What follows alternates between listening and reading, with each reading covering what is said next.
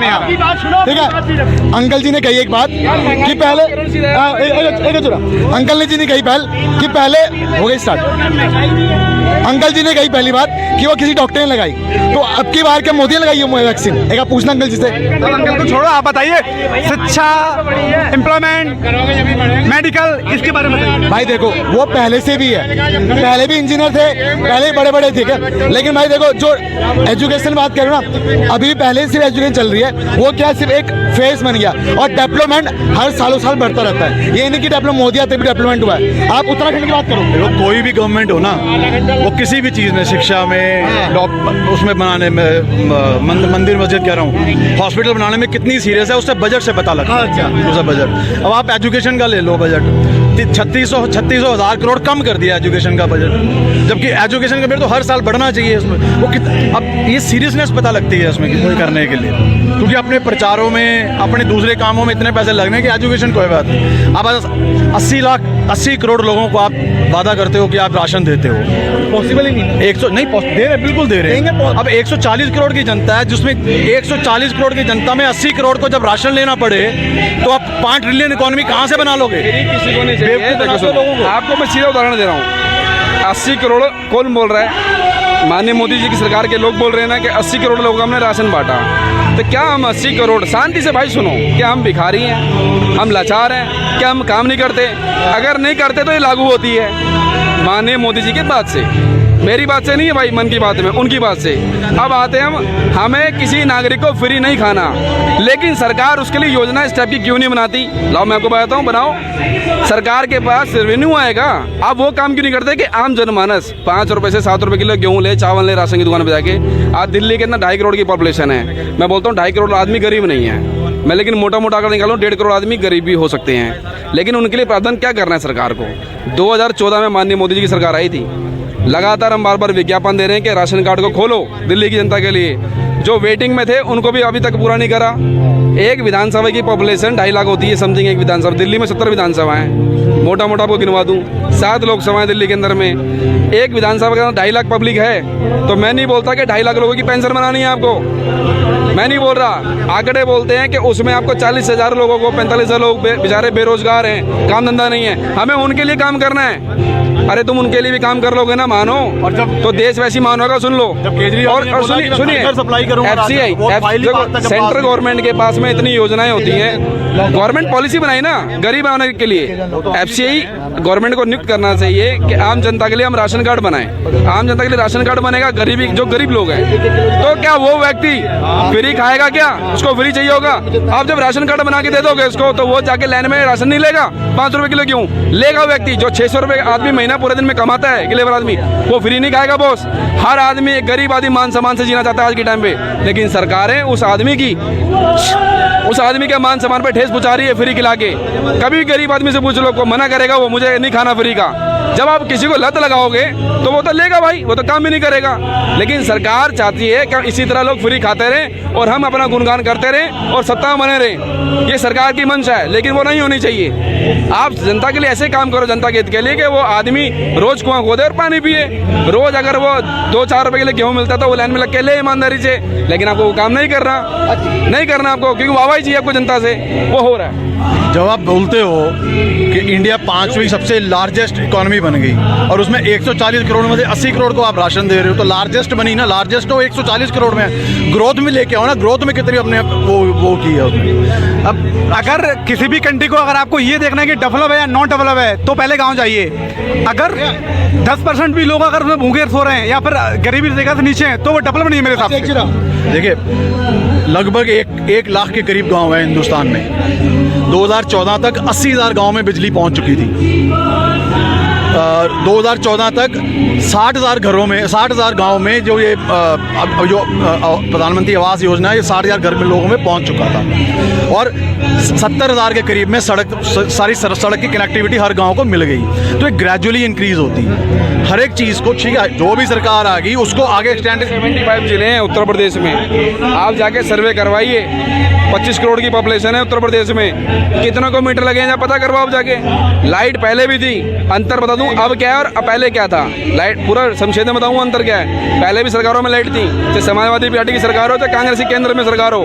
अब सरकार ने क्या करा है, जो लाइटें आती थी पहले 6 घंटे तो वो 12 घंटे हो गई है। अंतर इतना हुआ है, उसको डबल कर दिया है। लेकिन सरकार चाहती है हमें चोरी नहीं करना, हमें नहीं बिल माफ़ कराने। आप ऐसी आदत क्यों करते हो? आज उत्तर प्रदेश में हम जाइए, बिल का बहुत बड़ा मामला है। 25,000 का पहले बिल बनाओगे, पहले क्रेडिट कार्ड बनाओगे, फिर डेबिट करोगे, उसको समझौता करोगे। उस आदमी की आप नीयत खुद खराब कर रहे हो। आप इस तरह की पॉलिसी क्यों नहीं बनाते एक आम जनमानस के लिए कि हम मीटर हर व्यक्ति को दें, लागू करवाएं। चाहे हम भले फ्री लगा दें एक बार के लिए उसके मीटर, उसको सब्सिडी का मौका दें कि इतनी यूनिट बत्ती हम फ्री दे सकते हैं और इतनी हम सरकार आपसे पे करेगी।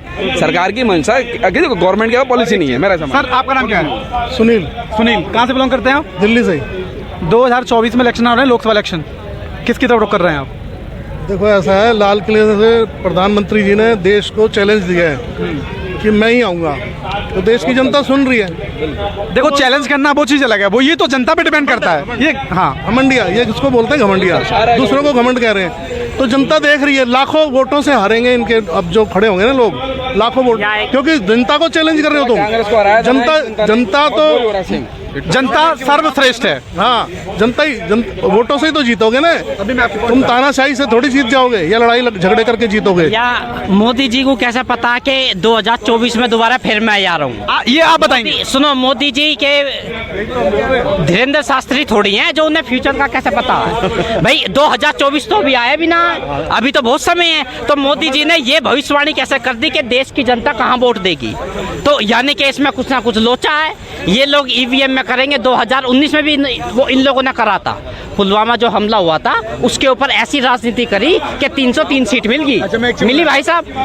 देखो कहीं ना कहीं झटका इनको मिलना भाई साहब। बेरोजगारी है, मानना पड़ेगा, ऐसी बात नहीं है। हम भी मोदी जी को वोट दी थी, 2014 में भी दी, 2019 में भी दी, लेकिन हमने इसलिए दी थी ताकि लोगों का भला हो, किसानों का भला हो। किसानों का आज भी वही हाल है। ये कह रहे हैं कि 6,000 रुपये सम्मान निधि मिल रही है, एक साल में उनको 6,000 रुपये मिला है। भाई डीजल का रेट देखो कि ये भाई एक साल में 6,000 रुपये देंगे तो किसान कौन सा कहीं उसमें फॉर्च्यूनर में थोड़ी घूमेगा बेचारा है।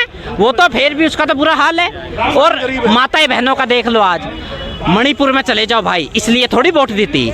माताएं बहनें बेचारी नंगी करके घुमा रखी है, नंग वस्त्र करके वहाँ घुमा रखी है। इतना बुरा हाल है। और 2 महीने तक देश के प्रधानमंत्री ने कुछ नहीं किया भाई। इसलिए थोड़ी जनता ने वोट दी थी। जनता ने तो इसलिए वोट दी थी माताएं बहनें सुरक्षित रहे। हाँ, अब आपके राज्य में भी ऐसा होगा तो भैया फिर क्या चलेगा? ऐसी मोदी सरकार हमें नहीं चाहिए भाई, साफ सीधी बात है। और देखो बेरोजगारी बहुत बड़ा मुद्दा है भी है। अब बेरोजगारी, अब जैसे ही बेरोजगारी कहते हैं, बेरोजगारी को हम नौकरी पे ले आते हैं कि बेरोजगारी सिर्फ नौकरियों से नहीं होती है। जो अनऑर्गेनाइज सेक्टर है, जो एक फैक्ट्री लगा के बैठा है, और एमएसएमई सेक्टर, उसको आपको उठाना पड़ेगा। अब ये लोग क्या गवर्नमेंट की ये पॉलिसी है कि एमएसएमई को सिर्फ पैसे की ज़रूरत है, अब पैसे ले लो। एमएसएमई को पैसे की ज़रूरत नहीं है। मेरा आधा खानदान मैन्युफैक्चरिंग में ही है, ऐसी छोटी छोटी फैक्ट्रियों में चलता। आप अनंत पर्वत चले जाओ, वहाँ पे उनके साथ प्रॉब्लम ये है, उनके पास पैसे की कमी नहीं है, उनके पास ऑर्डर की कमी नहीं है, उनको बनाने की कमी नहीं है, क्षमता भी है, लेबर भी है, सब कुछ है, लेकिन आगे डिमांड नहीं है। आप हर चीज़ में आप ले लो, हर चीज़ में आप ले लो जो डिमांड, अगर डिमांड नहीं है, मेरे पास कैपेबिलिटी है फैक्ट्री बनाने की, सामान बनाने की, सब कुछ, जब आगे डिमांड ही नहीं है तो मैं घर पे थोड़ा ना बना के मैं रखूँगा उसको। ये सरकार को पता ही नहीं है। और सरकार के पास देखो हर एक चीज़ चलाने वाली एक कैबिनेट होता है। हमें पहले पता होता था तो अपना कांग्रेस की सरकार में मोंटेक सिंह आलूवालिया प्लानिंग के होते थे, डिफेंस मिनिस्टर ये होते थे, वो उसके FBI के वो होते थे हमारे, उसके हमें सब कुछ पता होता था कि यार इस फाइनेंस मिनिस्ट्री को ये शख्स संभाल रहा है। आज इसको आप 2 साल डिफेंस मिनिस्टर सीतारमण जी को डिफेंस मिनिस्टर बना देते हो, 2 साल बाद आप फाइनेंस में कर सकते हो। वो ना डिफेंस में कर पाएगा कोई, ना फाइनेंस में कर पाएगा आपको। तो देखो प्राइम मिनिस्टर एक इज़ अ रबर स्टैम्प। कोई प्राइम मिनिस्टर कोई भी इतना वो नहीं होता जिसको हर डिपार्टमेंट की नॉलेज होती है, रातों रात उठेगा ये स्कीम, हाँ जी सुबह ये स्कीम।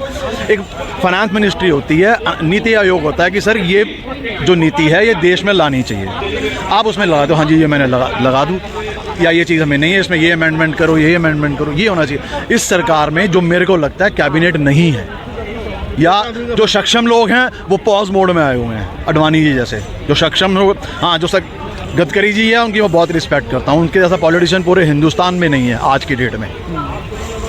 अब वो, लेकिन उनकी प्रॉब्लम ये है कि वो ठीक है, मेरे को एक आपने रोड का मंत्रालय दे दिया, मैं वो उसमें ठीक, ऐसे नहीं होता। एज ए आप बीजेपी की सबसे बड़ी जो दुनिया की पार्टी है करते हो, उसके आप बड़े वरिष्ठ नागरिक, आपको बोलना चाहिए।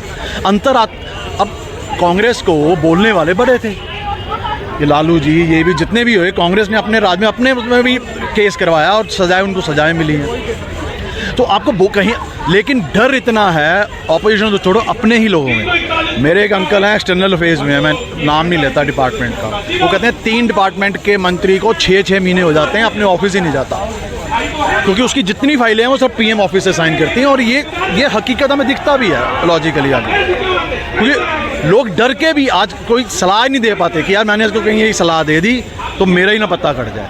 तो ये सबसे बड़े घातक होता है इस देश, किसी भी देश के लिए। ठीक है, अंकल जी ने कही एक बात कि पहले अंकल